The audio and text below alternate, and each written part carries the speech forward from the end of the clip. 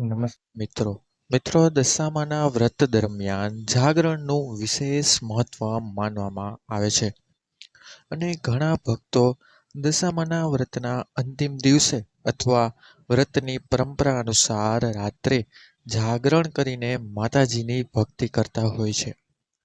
પરંતુ સવાલ એ છે કે દશામાનું વ્રત જાગરણ કેવી રીતે કરવું, જાગરણમાં કઈ બાબતોનું ખાસ ધ્યાન રાખવું અને આખી રાત જાગીને કરવું શું? મિત્રો, સૌપ્રથમ એ સમજવું જરૂરી છે કે જાગરણનો અર્થ માત્ર આખી રાત ઊંઘ્યા વગર બેસી રહેવું નથી, પરંતુ રાત્રિના સમયને માતાજીની ભક્તિ, સ્મરણ અને સારા વિચારોમાં પસાર કરવો એ જ સાચા અર્થમાં જાગરણ માનવામાં આવે છે.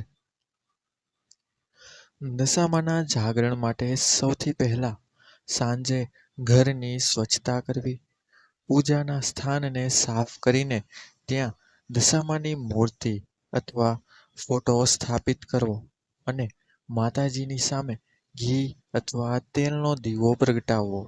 ત્યારબાદ માતાજીને કંકુ, ચોખા, ફૂલ, નૈવેદ્ય, પ્રસાદ અને શક્ય હોય તો માતાજીને પ્રિય માનવામાં આવતી વસ્તુઓ અર્પણ કરી શ્રદ્ધાપૂર્વક તેમની પૂજા કરવી. પૂજા કરતી વખતે પરિવારના બધા સભ્યો સાથે મળીને માતાજીની આરતી કરવી અને દશામાના નામનું સ્મરણ કરવું. જાગરણ દરમિયાન સૌથી મહત્વની બાબત એ છે કે મનને શાંત રાખવું અને શક્ય તેટલું ભક્તિ ધ્યાન કેન્દ્રિત કરવું. તમે દશામાની આરતી, ભજન, સ્તુતિ, માતાજીના ગરબા અને ધાર્મિક કથાઓનું વાંચન પણ કરી શકો છો. જો ઘરમાં વડીલો હોય તો તેમની પાસેથી દશામાની કથા અથવા માતાજી સાથે જોડાયેલી પરંપરાઓ સાંભળી શકાય છે. ઘણા લોકો જાગરણ દરમિયાન માતાજીના ગરબા છે, પરંતુ અહીં એક વાતનું ધ્યાન રાખવું ખૂબ જરૂરી છે કે જાગરણને માત્ર મોજ મસ્તી કે સામાન્ય રાત્રિ કાર્યક્રમ ન બનાવવો જોઈએ. તેની પાછળનો ભાવ ભક્તિ અને શ્રદ્ધાનો હોવો જોઈએ. રાત્રે સમય પ્રમાણે આરતી અથવા ભજન કરી શકો છો.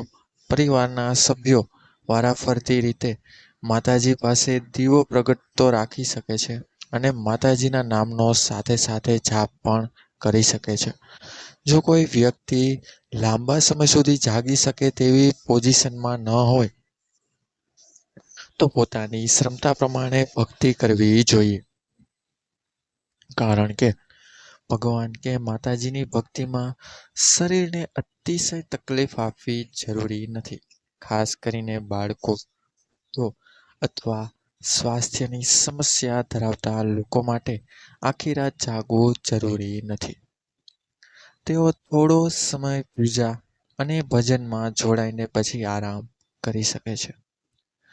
જાગરણ દરમિયાન સાત્વિક વાતાવરણ જાળવવું પણ ખૂબ મહત્વનું માનવામાં આવે છે. શક્ય હોય તો ઘરમાં ઝઘડો, ગુસ્સો, અપશબ્દો, નકારાત્મક વાતો અને વ્યર્થ ચર્ચાઓથી દૂર રહેવું જોઈએ. માતાજીની સામે દીવો પ્રગટાવતી વખતે સુરક્ષાનું ખાસ ધ્યાન રાખવું.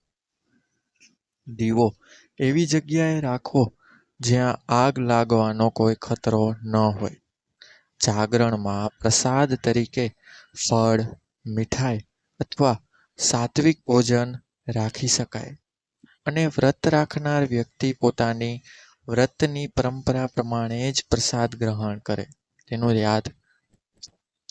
આખી જાગરણ દરમિયાન ભજન કે ગરબા કરવામાં આવે તો સમયાંતરે માતાજીની આરતી કરી શકાય અને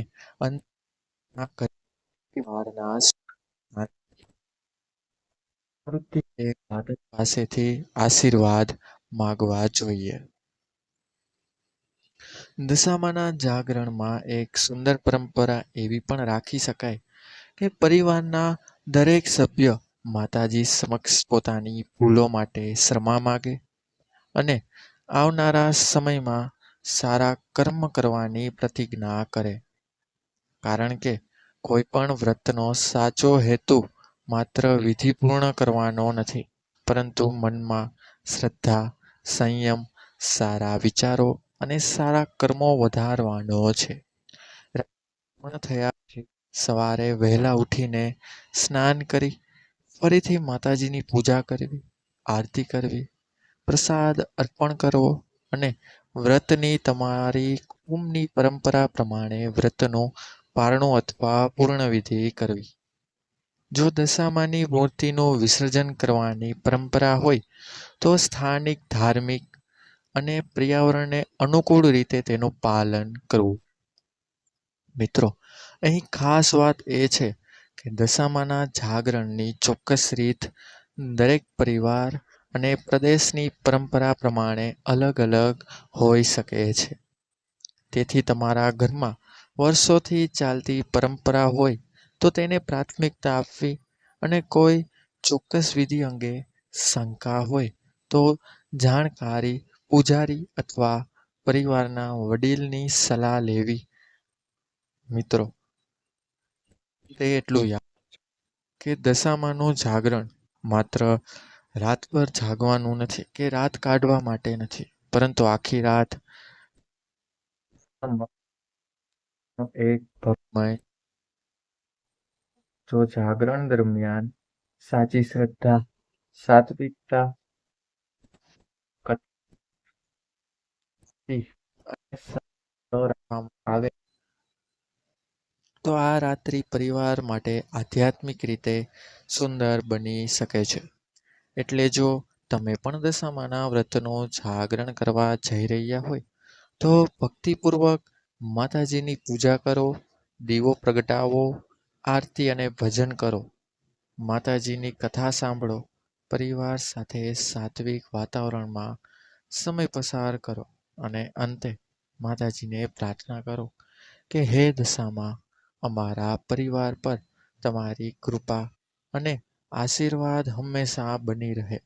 અમને સારા કર્મ કરવાની શક્તિ આપ અને અમારા જીવનમાં સુખ, શાંતિ અને સમૃદ્ધિ જળવાઈ રહે.